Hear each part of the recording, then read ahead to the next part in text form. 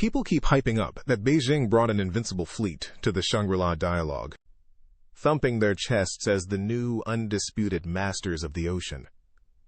But honestly, peel back that flashy camouflage paint, and the brutal truth is that what awaits them at the gateway to the Pacific isn't a red carpet. It's a strategic noose, quietly tightened by Washington. This gigantic war machine is currently muzzled right in its own backyard, while its internal economic bloodlines drain away day by day. To put it bluntly, that fleet doesn't scare anyone. Turns out, this billion-dollar pile of steel is just trapped in a cage like sitting ducks. Will this massive machine roar and crush the old order? Or will it suffocate from oxygen depletion before it even fires a single shot? Pause for 3 seconds. Drop your prediction in the comments below before we dissect the necrotic tissue of this empire. Look at the map of this so-called rise. Beijing loves to brag about owning the world's largest navy by ship count. On paper, those numbers look spectacular, enough to make some sensationalist defense journalists drool. But if you actually bother to look at the geography, you'll see this massive fleet is basically just swimming in an oversized bathtub with no exit. They are locked tight inside what military planners call the first island chain. It's an invisible steel wall, a geographical prison wrapping from Japan, running down through Taiwan, and slamming right into the Philippines, the U.S. Secretary of Defense didn't fly to Singapore to sip coffee or exchange useless diplomatic pleasantries. He's there to inspect the final checkpoint at the Strait of Malacca, the oil-choked lung that determines the survival of 80% of their economy. Think about it. The world's second-largest economy is just one shutoff valve away from absolute collapse in that narrow strait. And the U.S.?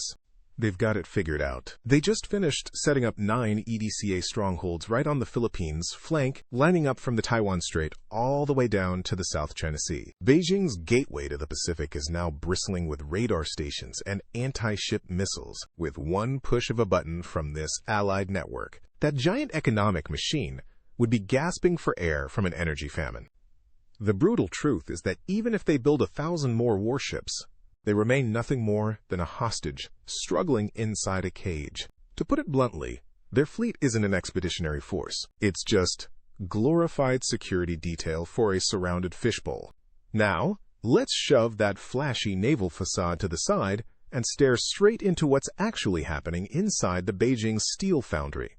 You'll find a paradox that defies any conventional economic logic. Every single year, their defense budget breaks new records, burning hundreds of billions of dollars on war toys like long-range ballistic missiles and aircraft carriers that look sleek but are effectively just expensive target practice. But behind all that grandstanding, you look at the domestic reality and you can't believe your eyes. The economy is bleeding out in real time. The real estate bubble, the very pillar that held up the entire nation, is deflating, leaving behind gray, desolate ghost cities where skyscrapers stand like tombstones for bad debts. And what about the people? Youth unemployment is so astronomically high that the government is panicking, hiding data like someone trying to conceal a necrotic wound. Ironically, while the officials at the Shangri-La Dialogue are straining to keep a straight face, thumping their chests about military might, back home, millions of young people are giving up hope, opting to lie flat, the most desperate form of social surrender you could ever imagine. They can't afford homes, can't start families, and certainly can't see a brighter future beyond scraping by in dead-end menial labor. To put it bluntly, the government is blowing its last few dollars on the illusion of a global empire, while their own foundation is rotting away from the lack of basic maintenance. This isn't the rise of a superpower. It's the insane performance of someone wearing a fancy robe while their house burns to the ground. Have you ever wondered why? If a system is truly as grand and promising as they scream on the TV, the people with the most money and power are the ones sprinting for the exits? It turns out that the loudest cheerleaders for nationalism, the ones constantly screaming about conquering the world, are the very first ones packing their bags and fleeing across the border. Capital flight data doesn't lie, and it paints a hilarious picture. Billions of dollars.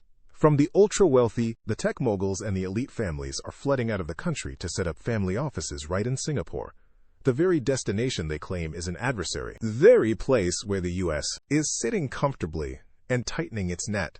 To put it bluntly, the social contract there has been shredded for a long time. The elite aren't stupid. They know full well the ship they're captaining is taking on water. They would rather stash their assets in a country safely tucked under the protection of the West than bet a single cent on the great rise they are pushing down the throats of the lower classes. This is nothing less than a slap in the face to the entire system, a naked betrayal wrapped in the flag of fake patriotism. They use public money to build weapons, but they use the dividends of their corruption to buy an escape route to the very places they claim to despise. Think about it. A captain secretly putting on a life jacket and prepping the lifeboat while standing on deck, screaming at the passengers to hold the line during the storm. That isn't pride. That's just the cynical cowardice of someone who knows exactly when the ship is headed for the bottom of the ocean.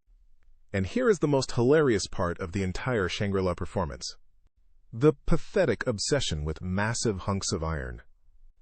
Beijing arrives there boasting about their new Fujian-class aircraft carriers, super heavy, expensive, and as cumbersome as geriatric elephants in the ocean. They actually believe that if you pile enough steel and missiles onto a massive hull, the enemy will quiver in their boots. The price they pay for this outdated delusion is excruciating obsolescence. While they are still obsessed with building the biggest ships, the Pentagon has completely pivoted. The U.S. Replicator project isn't wasting time in a giant ship pissing contest. Instead, they are churning out tens of thousands of suicide drones, unmanned surface vessels, and smart sea mines at dirt-cheap prices, lurking in every choke point. Just imagine, on one side, a multi-billion-dollar aircraft carrier, the pride of the nation, the symbol of hard power, and on the other side, a swarm of mindless shoebox-sized drones mass-produced for a few $1,000. One single unit from that swarm slips through the layers of defense. One well-placed pop, and that billion-dollar investment, along with all their national prestige, sinks to the bottom. It's a war between World War II-era tactical thinking and the age of killer robots. A supercarrier carrying thousands of souls can now be shredded and humiliated by a flock of flying toys. To put it bluntly, those flashy carriers aren't symbols of power. They are just the world's most expensive target practice, waiting to be turned into a pile of scrap metal at the bottom of the sea. Now, let's have a good laugh at this wolf warrior diplomacy of theirs. Beijing actually convinced themselves that blasting water cannons, blinding pilots with laser pointers, and ramming fishing boats in the South China Sea were masterstroke moves to flex their muscles. Ironically, that mindless, thuggish aggression has turned them into the most effective sales reps Washington has ever had. Thanks to them, the U.S.